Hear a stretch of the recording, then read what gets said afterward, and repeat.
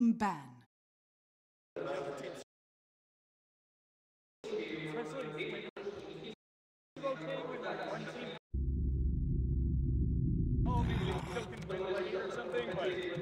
Dire team ban. Radiant team pick. Riki. Dire team pick.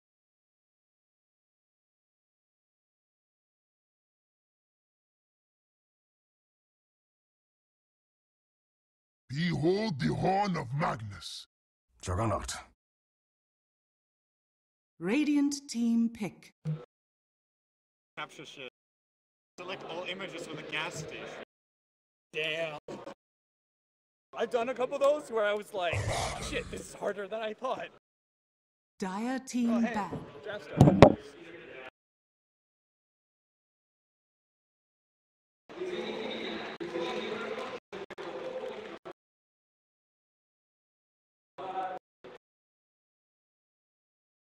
10 seconds remaining. 5 seconds remaining. Radiant team ban.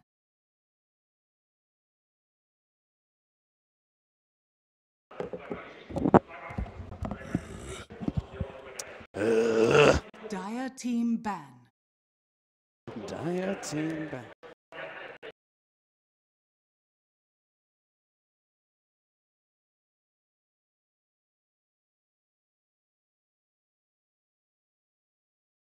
Ten seconds remaining. 5 seconds remaining. Dire team pick.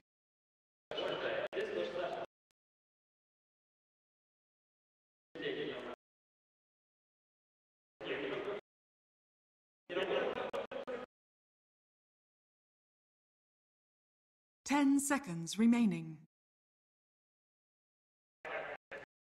5 seconds remaining. Reserve time.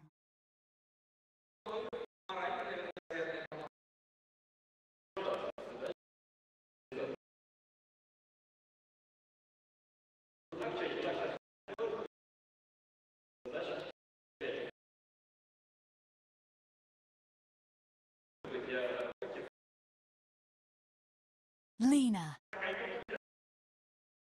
Radiant team pick. Templar Assassin. Dire team pick.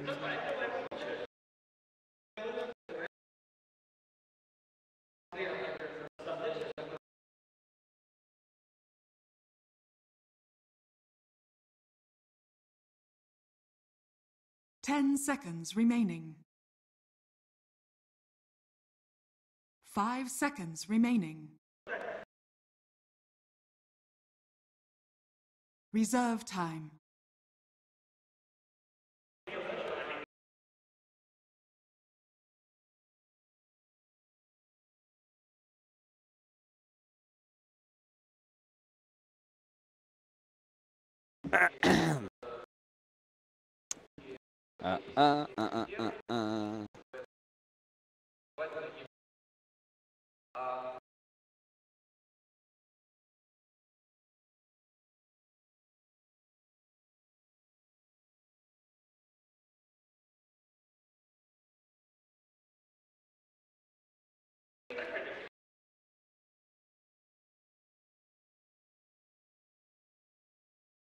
Kiev Major!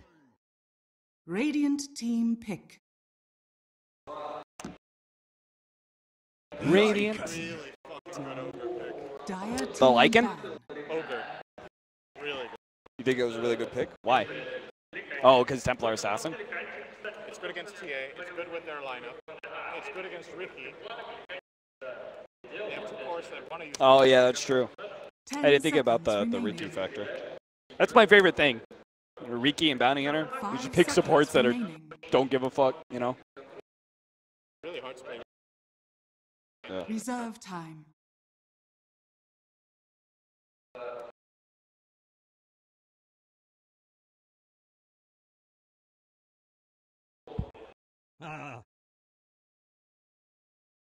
Radiant team ban. Hey, Weapons, if you're there, can you ask the producer to say something to me? I want to make sure I can actually hear him. Test 1, 2, 2. 10 seconds remaining. Huh? Yeah. 5 seconds remaining. It feels like Reserve time. a bad Riki game now. Yeah. Because now you don't have a support that offers you control. He doesn't really do much for you.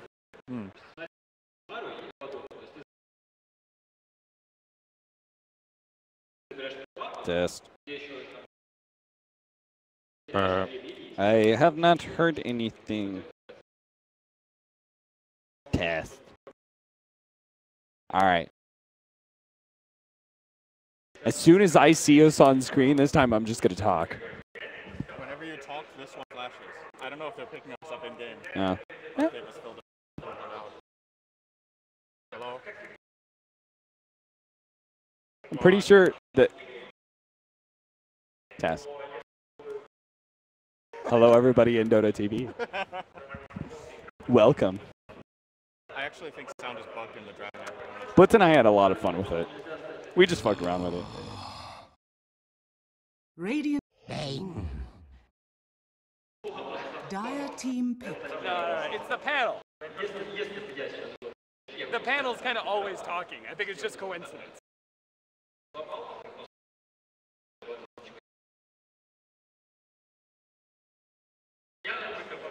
10 seconds remaining. Stadium audio. 5 seconds. Another way to remaining. test is just to yell and see if it ever fades. Reserve Test. Oh, shit. Well, that's weird control.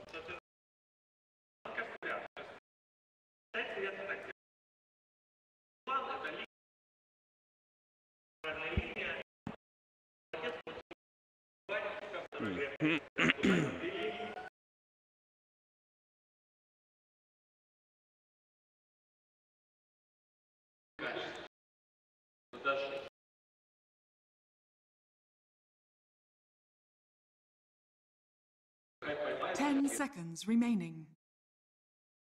Treant Protector.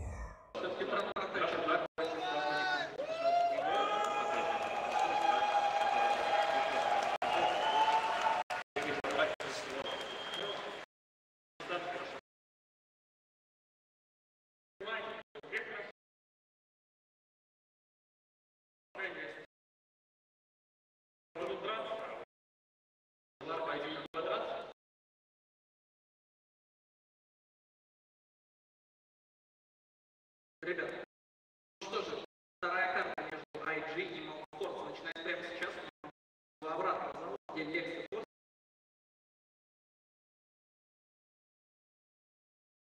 Всем еще раз привет. Ну что ж, вторая карта. Интересный выбор персонажа у нас. 10 seconds remaining. 5 seconds remaining.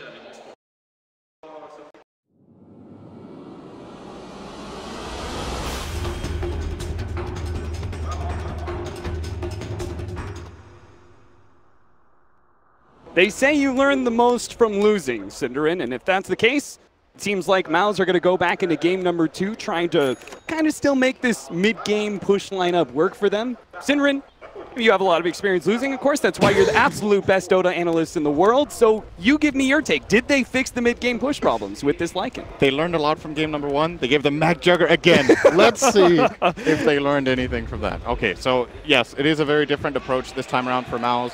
IG, I would say, very similar lineup in essence. They've obviously swapped out a couple of pieces, but the idea of the lineup is fairly similar. This time, instead of the Crystal Maiden, they have the Ogre Magi.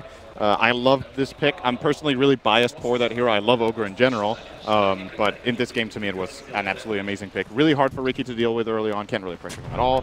They have two great heroes to give Bloodlust to in Juggernaut and Lina, and arguably even the Magnus can actually use it very well. Right. And they just want to secure their lanes and get off to a good start, and then eventually we're going to reach the same type of game where Mousesports just don't have team fight. Like, they actually don't have any team fight. Their only stun is Fiend's Grip. and their entire damage is single target apart from Riki ultimate. So I'm worried. I actually feel like this draft from Mouz is, relative to IG's, is worse than in game number 1. I'm not feeling this adaptation. I hope they prove me wrong. Well, we'll see what Mouz can provide in the first 20 minutes of the game. I mean, we also said that like in game 1, they didn't really take advantage so much of their Aegis timing as they really should have. They also have potentially, maybe they scale a little bit better than they did last time. Woo! Bounty Rune! Bounty Rune stolen, baby! The crowd goes wild. But this time around, Alina, right? Instead of an SF, last time around we were looking at a Juggernaut SF with a Magnus. It was like very clear, much better late game. This time around, we have a Lycan, Templar Assassin plus an Abaddon. It does seem like they'll be able to go late game a little bit better against IG. Do you think IG still have the advantage in that regard? If this goes really late, I think the items to look out for me is Abaddon getting an Aghanim Scepter. I think you want to have at least the counterplay so that if an RP comes out, you can actually mid lane dropping just real fast. He's going to end up going down. All the armor in the world, apparently, for the Ogre Magi is not enough for him to be able to survive through a 3-man. He underestimated, Sin, the power of Howl. Howl did so much there. 3 heroes with that extra 10 damage early on makes a very big difference. It's like you're 3.5 heroes there, essentially, instead of just 3. And that is too much for Ogre to handle. So very nice from Mousesports to secure this first blood. Off to a good start like last game, getting a little bit of pressure on this time around in the mid lane. Yeah, we're going to see how it works out. In my opinion, IG have been at their weakest when bo3 has been on Treant. I think that's his worst hero of the tournament so far that I've seen him play. So that could give Mousesports some hope as far as that goes. It's a lot harder for him to pressure mid, especially with this Treant. Can't really get in there, so they know this mid matchup can be really, really great for the TA. Do you think it's because it's not really a true roaming hero, right? No. It's more of a static babysitter that just kind of ruins lanes for people. Yes, and of course it still has the whole warding aspect, which is great, that you can get into the enemy jungle and plant wards. That's still in play, but bo3 I think is really good at finding openings and finding kills early, and in my opinion, the way these lanes are being played, it's going to be difficult for him to do so in this game. Early sleep there from Spartan. That is going to play havoc on his mana cost, because unfortunately not much was really made of that one. Fortunately, he's gotten clarity to work off of. Actually, do you think that spell should still cost 165 mana? I do not think so. I feel like it's absurdly expensive. That is half his mana pool. That's pretty insane. Pretty much, yeah. Maybe next time, you're going to take it? Oh, doesn't look like maybe either one of them got that. It looks like maybe the Creeps got it. Maybe next time. He's going to be caught here. They have the spin. They lay down the sentry. He's going to jump over to bo3, but bo3's there to lay hands on him. It's Q with the burning ignite that will actually take the even kill.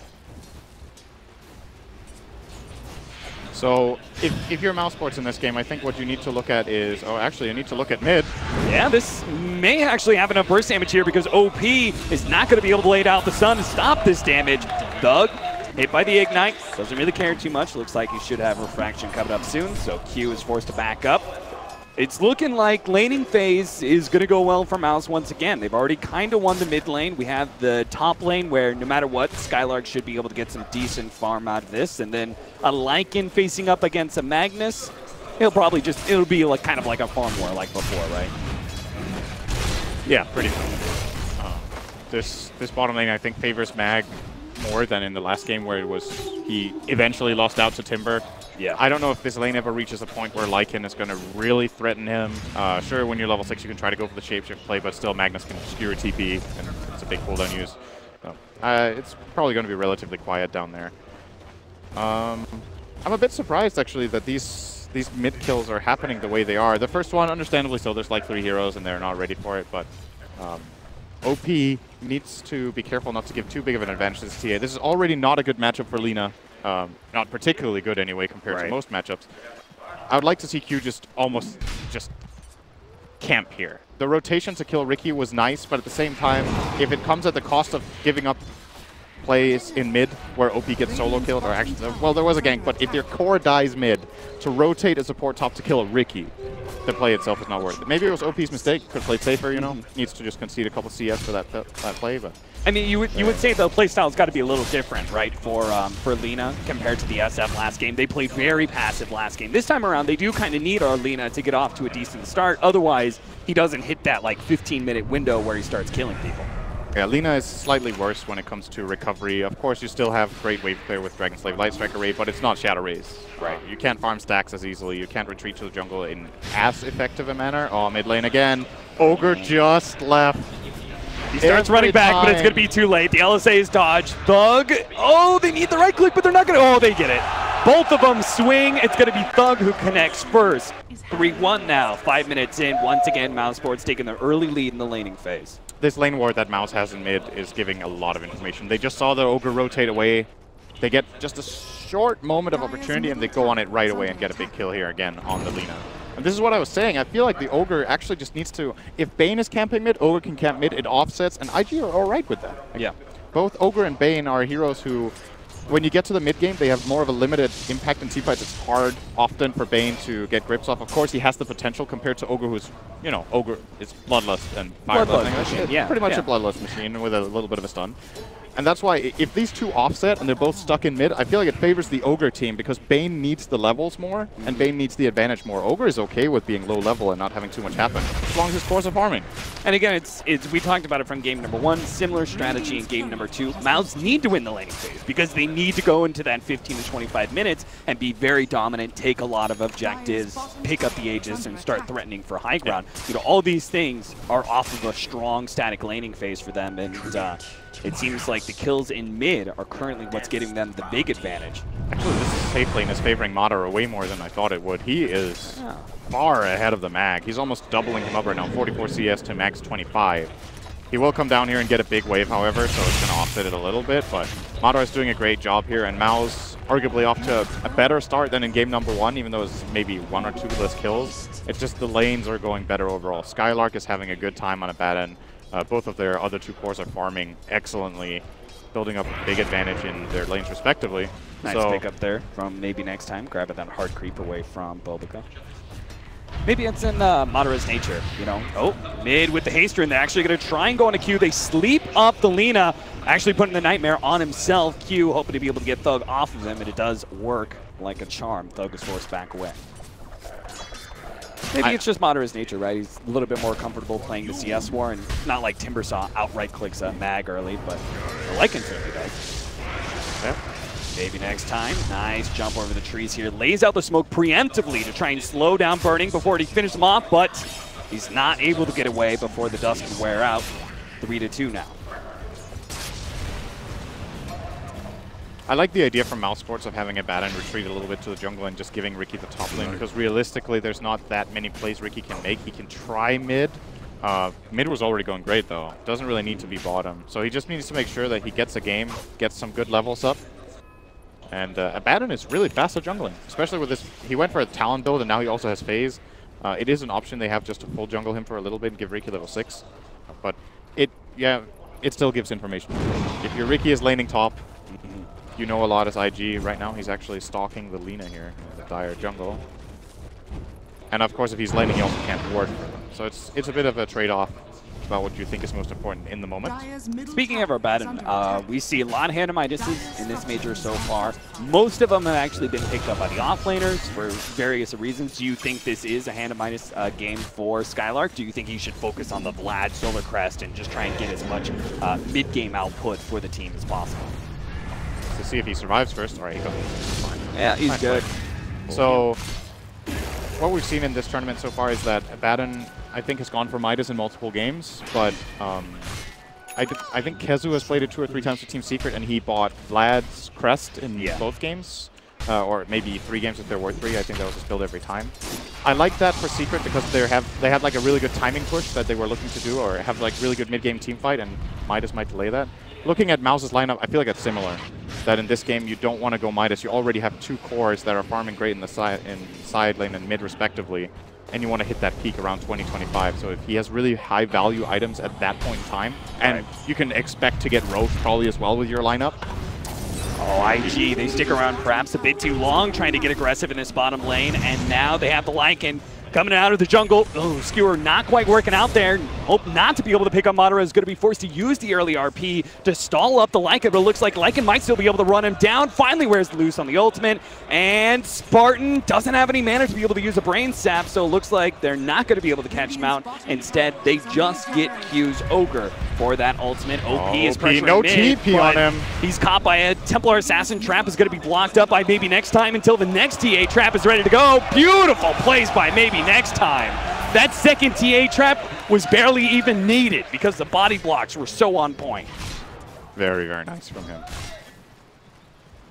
And Mouz, they further their advantage. This early game, I think, is going very, very well for them overall. It's on the graph, it's not big amounts we're talking here, but it's just the feel in the game of how much they're actually gaining in terms of just momentum and being us kind of knowing that they will get this Roche. Yeah. I think in this game you could call it almost a disaster if they don't get Roche with the lineup that they have. It takes a very short amount of time, and they just need to push out the lanes and go there more or less.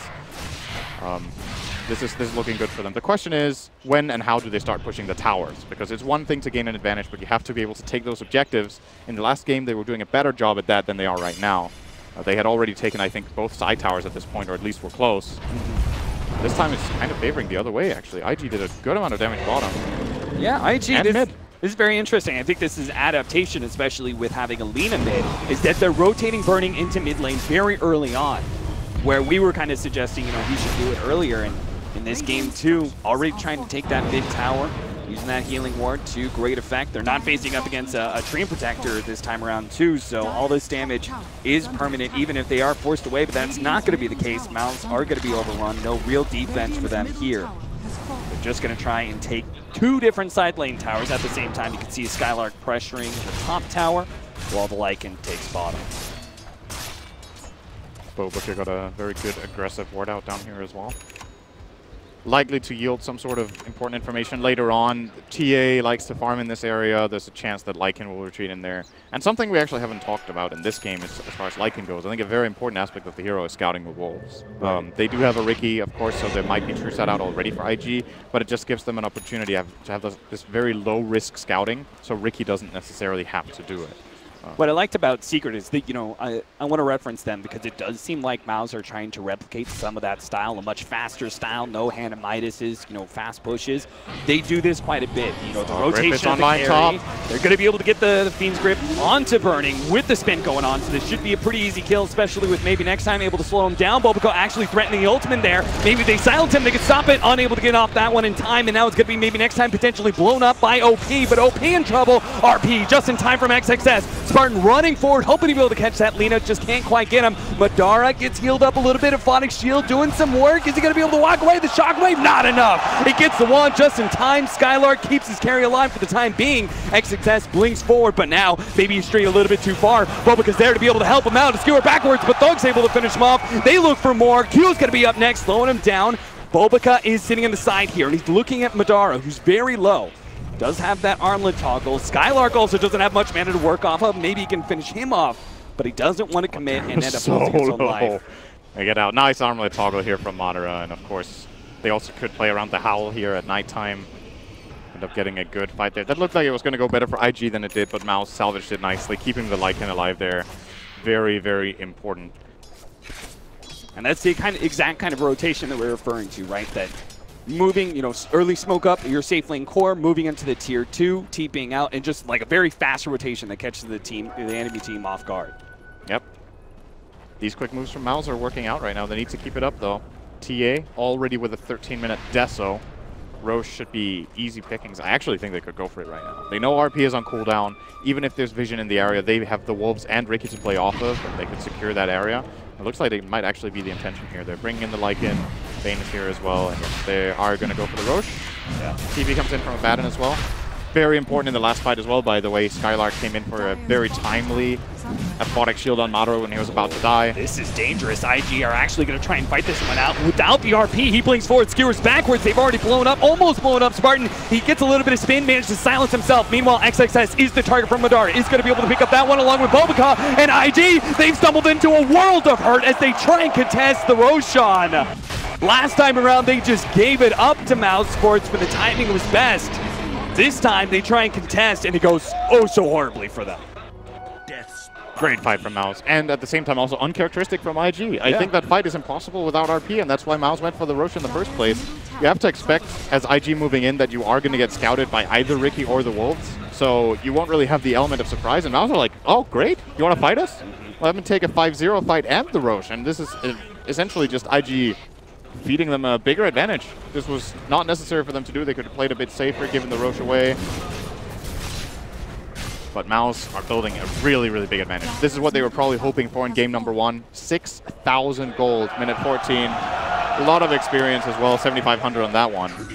And it's a very, very big lead here. And when you have these big leads, it kind of compensates for if your draft, for example, doesn't have too much lockdown or because you can itemize. You can just itemize what you're lacking. If you're rich enough, in theory, any lineup can work. Yeah, you have money, you can just buy what you're missing. Yeah, get a Basher Abyssal for the Lycan, for Yep. example. You know, you get a little bit of lockdown from him. Or maybe the TA is just so big that he two-shots people, and who needs lockdown when the targets are dead? Pretty much.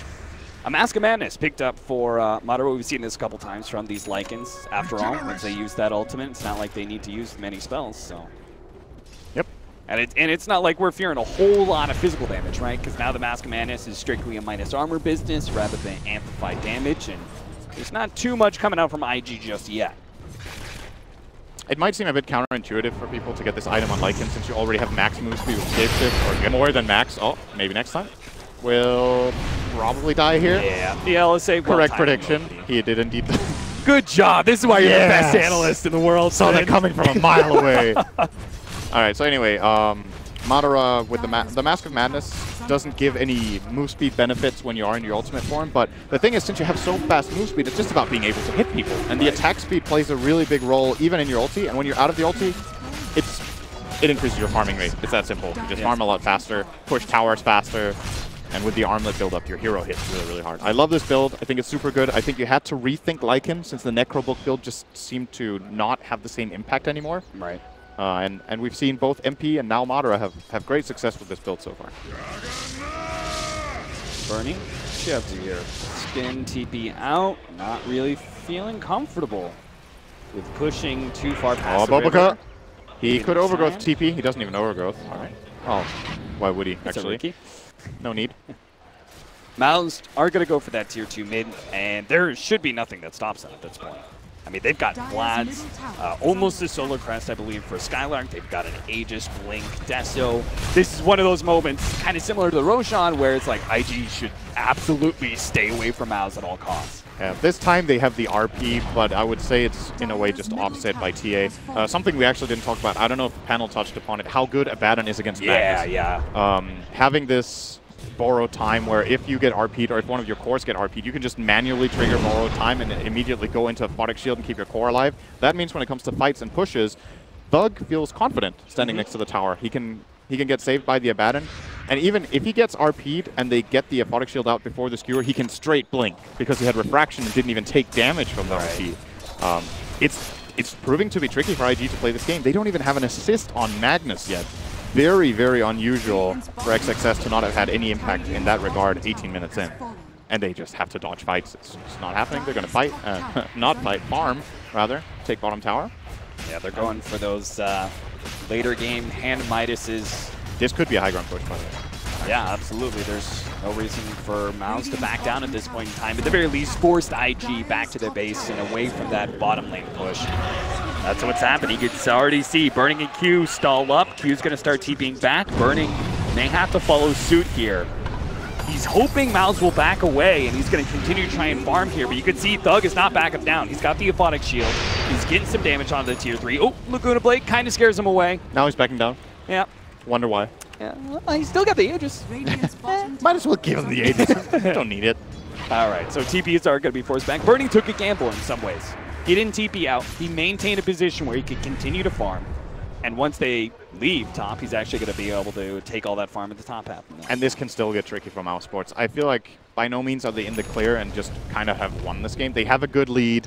The graphs, however, are not... They don't keep going in their favor. It's kind of plateaued for now.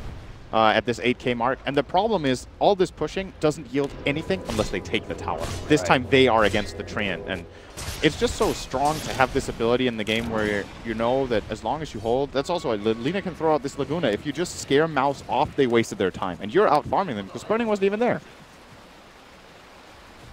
So which is why we look at that second Aegis timing. right? Like the second Aegis, it should be where Mouz are exceptionally strong, and they have, like, while they may not be able to chip away at the tier 3 because they are against a Train Protector, they have much better insurance when they do go high ground, right? Because of the Abaddon, right? They're less scared of the Magnus. They can make like a two-man push forward into that, and if you get an RP, who cares? Borrow time on one, Aphotic Shield on the other, and its whole entire thing is kind of reset. The main thing is that the Aphotic Shield has to come out so TA can blink. If TA doesn't blink out and gets gets skewered, it can actually get pretty tricky.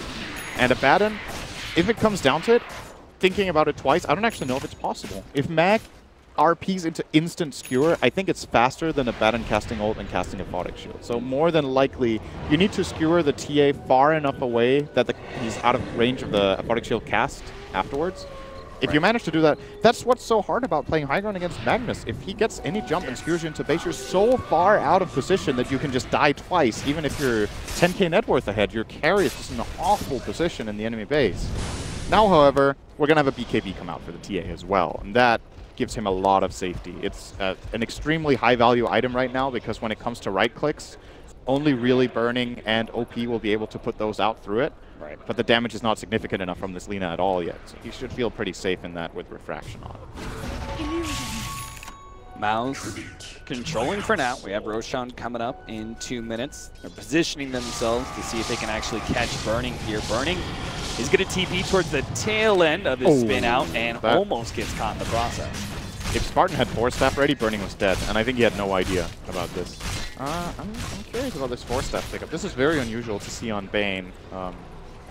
Can of course be helpful against, once again, the Magnus if you have a good clutch Force Staff play, or you can force people in Overgrowth and try to get some distance. Right. But it's an uncharacteristic item pickup here from Spartan.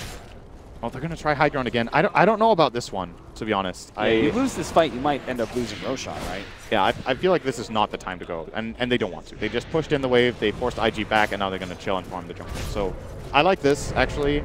They put some fear into IG's hearts here and made them go back, and then they're just farming the map. So knowing that Burning is top is really valuable information for Mouz. Could even set themselves up a kill here. They don't have any additional information, so they might feel like he's not alone. Actually, Burning plays it safe. Using the Manta instead. There's a decent amount for Burning to be scared of. They have one support that is able to provide a disable through the spin, and then you've got another support in the Riki who can actually silence you before you even spin. So he's always got to be pretty paranoid when he pushes down solo. This is a big moment here if IG catch them. They have a great ward placement that they were smoking down to, but didn't dare to go in. Could they have caught Thug there? That would have been a huge kill with Roshan being alive, and Thug would have probably had, he would have had buyback, but still a really big pickoff. I like how they kind of set up like two-man teams there. They've got two sitting on the Lycan. They've got Skylark, who's really all that's needed to be able to protect a core, sitting on Thug, and as a result, IG don't really have too many openings. I feel like this is a free Roche. I don't think IG can go for this. They learned their lesson last time without our beat. Okay, good luck. Jesus. Good lord. Roshan doesn't stand a chance, and I have to wonder how much of a chance a tier 3 tower is going to be able to stand against Mousesports' push. As crazy as it might sound, it's still hard, I think. Because of the armor change? It's not just Mag.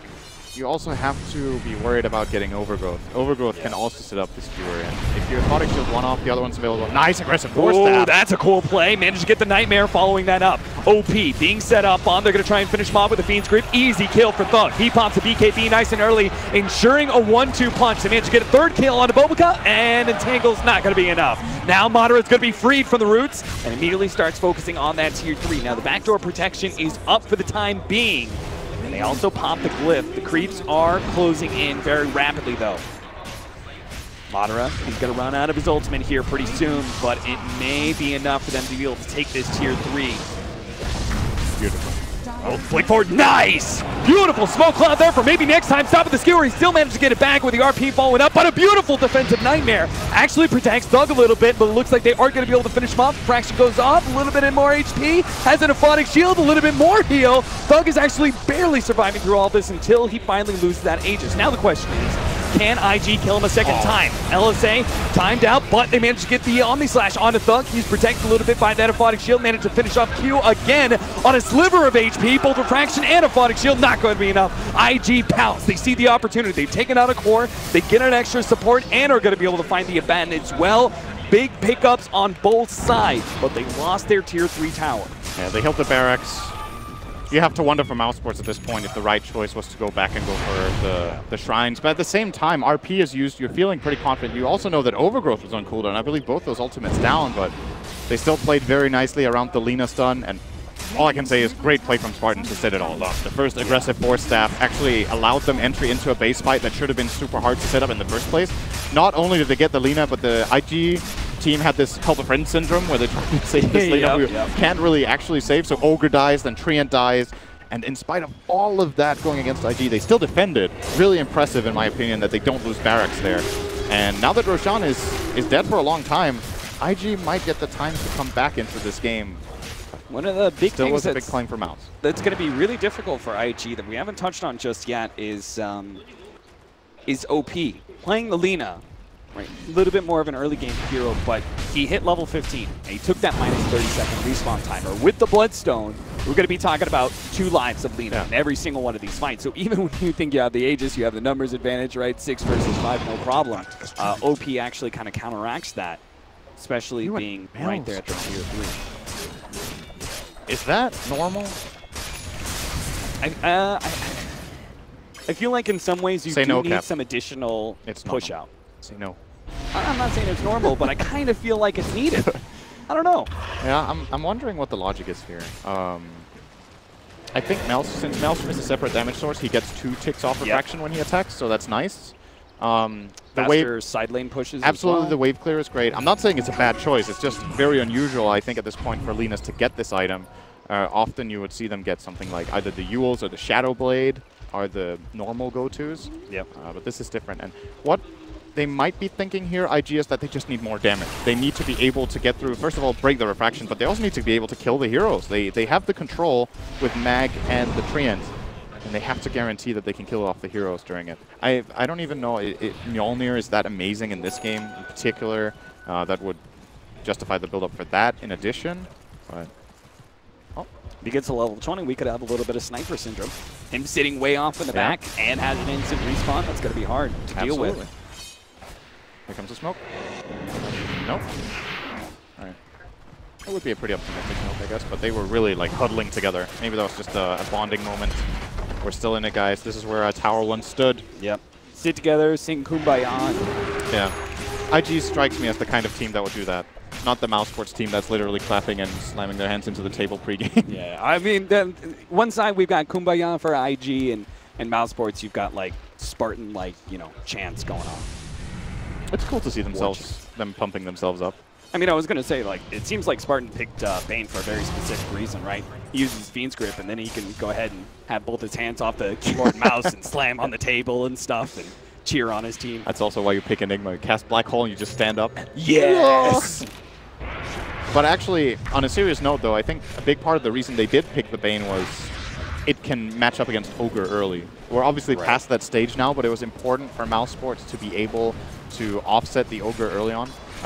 It's been a classic counter pick for a while, especially back when Ogre was very popular. It was picked in multiple games. The laning phase was so important for Mousesports to... When you have this kind of lineup, you really just can't afford to lose your lanes by at least not a large margin. Maybe you can lose a little bit.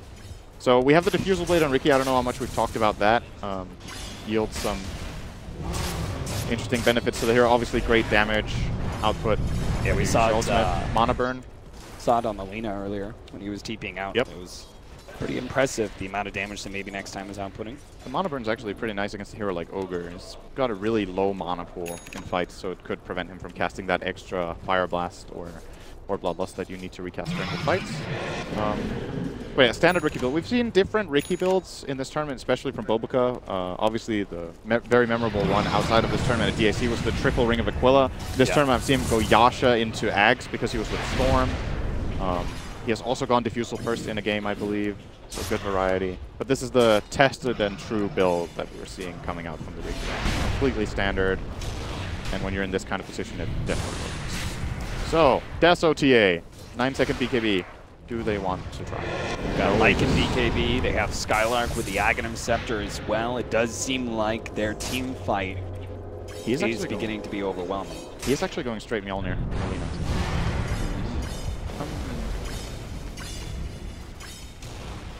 He has Empower, so attack speed is great, and he also has Fiery Soul. Like, sure. When you have Fiery Soul and Empower, you hit pretty damn hard and fast. So it's nice. Cool to see a different build. I'm still waiting for that moment where I'm like, oh, of course, this is why he went Mjolnir. Because I still am not completely seeing it. Maybe I'm missing something very obvious here. Like, it doesn't specifically counter the wolves that well. Yeah, they have strong magic resistance. Very high magic resistance. Obviously, you can put the... Blessings. You can put the static charge on the Juggernaut moving in. Who, by the way, now has a Scotty. Look at the graphs. Getting pretty big. I think this is the type of game where it's really good to look at the graphs because it tells a lot of a story when not so much is happening in terms of kills that it's flatlining like this. For about 5 or 6 minutes, Mouz have not gained an advantage, and this is largely attributed to Magnus's Empower and, of course, Lina having this massive wave clear build.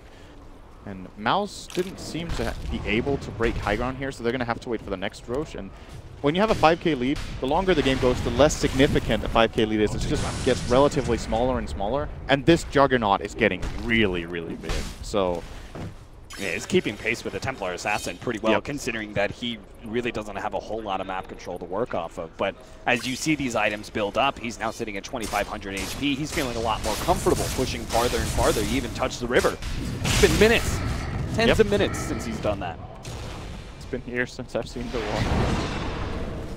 16-7, 31 minutes in. Syndrome is referring to Mousesports and their mid-game push lineup, very similar to game number 1, is beginning to stall out. Now, they're still in a better situation than they were at 30 minutes last game, but you do have to worry that Mousesports are going to let IG wrest control away from them again.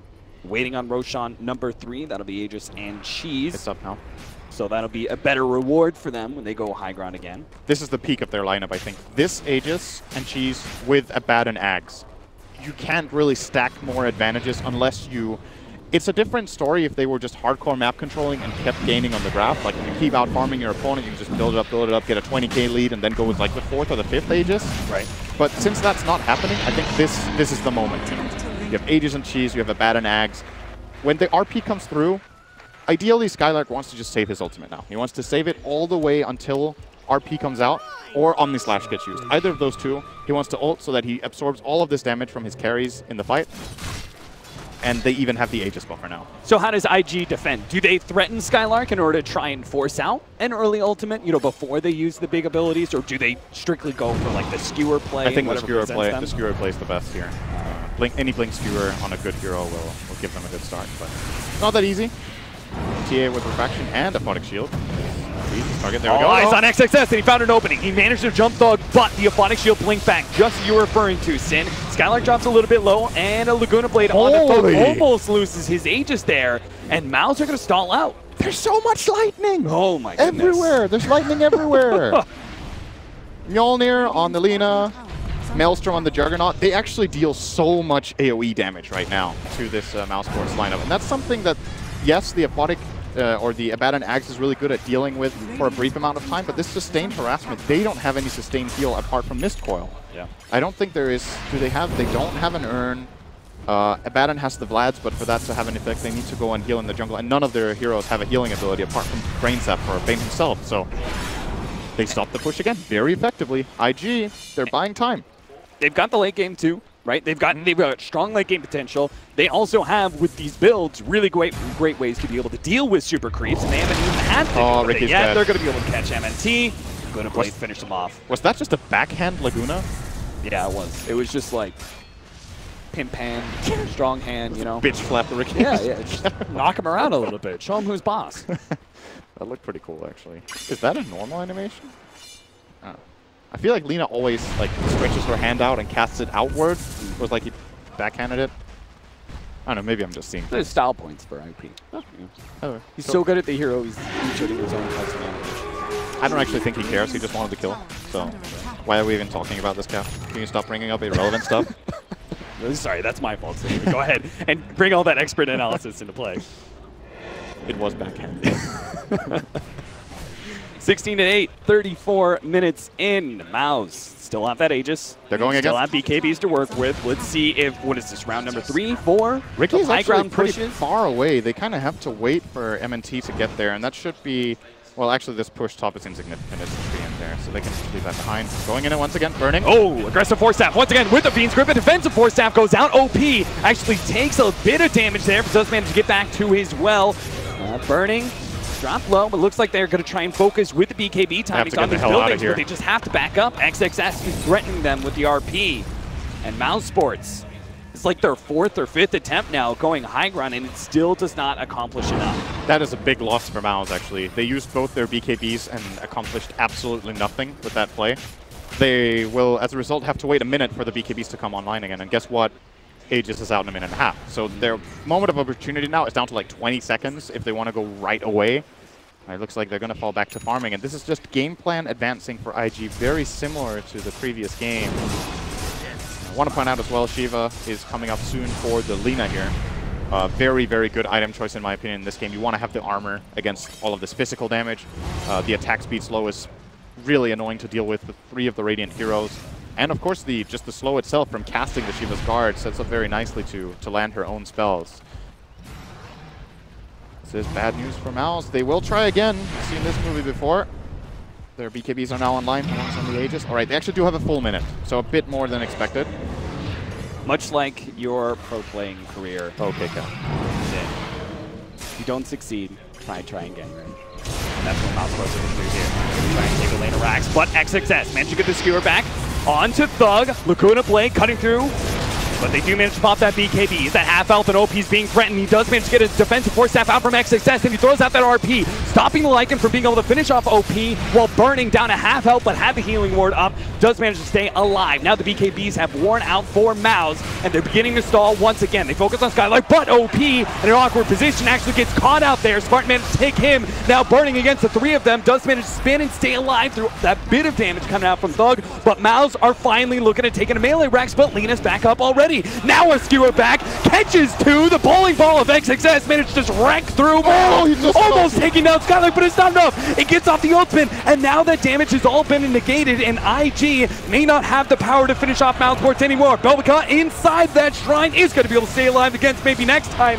A support down, Belvica does drop in exchange, but Burning drops low. Another shrine saves IG's positioning. Mouz continue to move forward though. They smell blood in the water. They've waited for this opportunity, but a skewer back, and Mouz overextended themselves. Mater is gone, and the rest of Mouz have to retreat. They're hoping to be able to slow down IG. It does look like that IG are not really going to look to pursue too much. They've lost a lane of Rax, or one, actually just the melee Rax, not even the full lane. But that is recoverable for IG. Crazy fight, but important for IG. The only buyback they blow is Bo, because all of their cores lost very little. OP did die, but had the Bloodstone and came back to life. Burning stays alive. He will have a full AC going into the next fight. And as far as Mouz goes, they kept their cheese. I got really excited there because Skylark had literally half a second cooldown on the borrowed time when he was about to die, and then it came online. He had the cheese the whole time. He's like absolutely ice cold under pressure in that fight, waits for the ulti to come online, and as a result, the cheese is now saved, so they will have that extra advantage going into the next fight, which will more than likely be with the 4th Roshan of the game, because now they can't go high ground once again. So, something we have to keep in mind now, Mouz BKBs are dropping in duration. It's very, very important. Templar Assassin is down to 7, Lycan is down to 8. Just a couple of more fights, these low duration BKBs will become a problem, not because RP and Overgrowth aren't already good against them, but when they run out, this Lina is twice as strong. When they're out of BKB, all of her spells can land, Shiva's can land, Mjolnir can bounce. There's going to be too much damage. I think Mousesports will lose any fight when their BKBs are down, unless they've built a significant enough advantage up during the fight by forcing out key cooldown.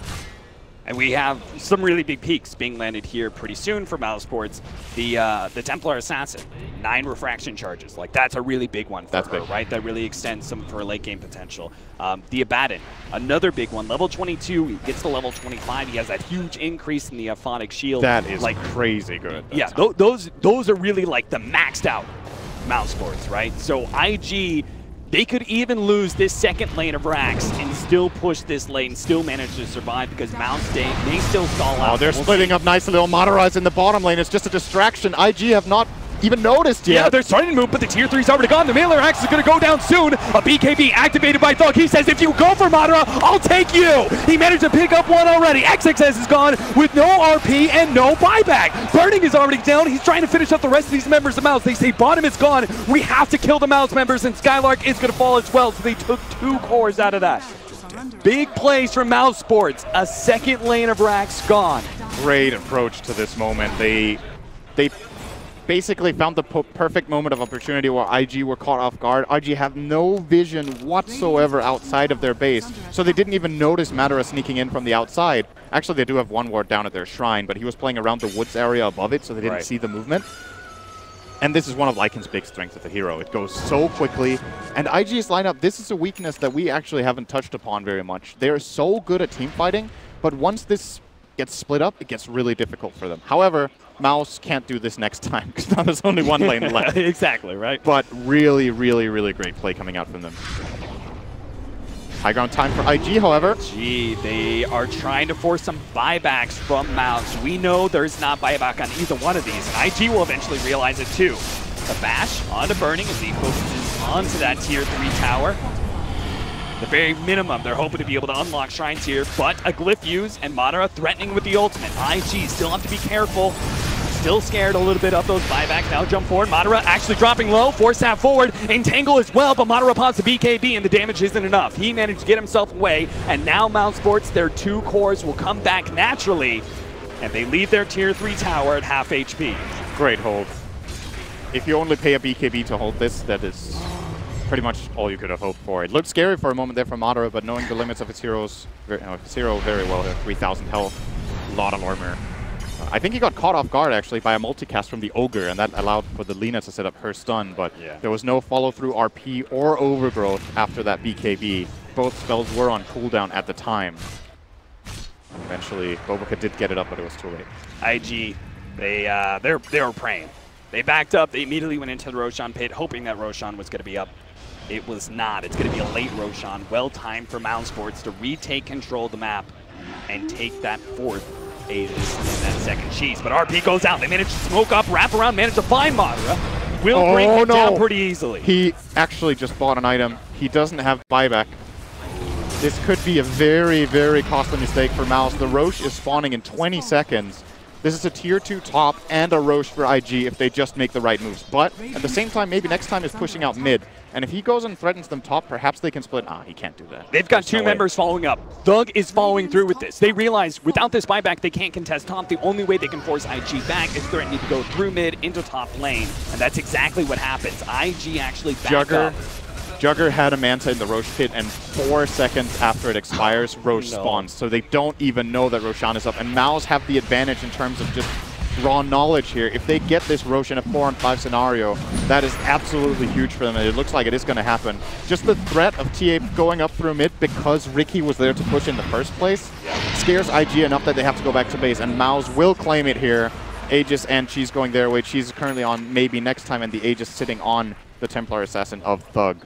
Big plays. Mouse are showing really, really great plays in this game. I have to commend them for that. They've made so many good decisions in a row. We weren't sure about the draft so much and if it was really going to make the difference, but it does seem like Mouse have made the adjustments to make this mid-game push really I was work a hater, for them. I guess. You were a hater. I was a hater. I didn't believe in it.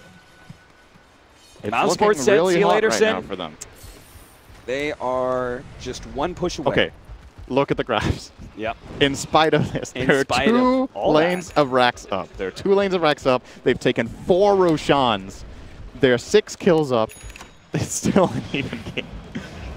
It's pretty incredible when you look at it. And this push is going to be Refresher on so Mac hard. is on cooldown. That's a big deal. I don't know if Mouse noticed that it was on cooldown for XXS. He used it like immediately after they killed Yeah. Madara, so I would presume they do. This would be a great time to push. 1 RP. Yep. That being said, I don't see any way that this one push actually results in the lane of Braxis, because we do have some buybacks. Yeah. Burning has one. That's a very big one. Good stun. Leading things off, trying to get some damage out. Fiend's Grip onto Burning to move him forward, deeper into the trees. Double force down. They actually get him all the way on top of the cliff. Maybe that's not so good. What can Burning do here? He can't actually get away. They're wiping through the rest of the IG members, and they're focusing on the tier 3 tower while Spartan just controls Burning. You're my puppet now, he says. He keeps him onto that cliff while Skylark and the rest can focus on these buildings. They're just trying to stop his TP out, who finally managed to get down. The tier 3 is already gone, though, and some of the IG members have gone. OP just comes back up from his death timer, and Omni Slash goes down, but Mouz fully focused on the buildings at this point. It is an objective game. They've taken on the melee racks, soon to be focusing on the range racks. Irrecoverable damage that Thug is going to be able to get out. Takes that range racks. It is gone. Mega creeps have been achieved from Mousesports. They just need to try and get as many members out as possible. RP laid down by XXS. They really want to be able to take Madara here. They need to be able to get these kills and somehow force buybacks, but if Madara runs himself away, or maybe he fights, he turns, he fights, he looks for Bulbaka, is able to take him down. OP's threatened, has to go back to the fountain. That leaves XXS with a 3-man RP, but can Burning possibly output the damage to be able to finish him off? It just doesn't seem possible. Burning is melting. He goes down, and IG, they lose game 2. Mousesports are in their feet in the booth.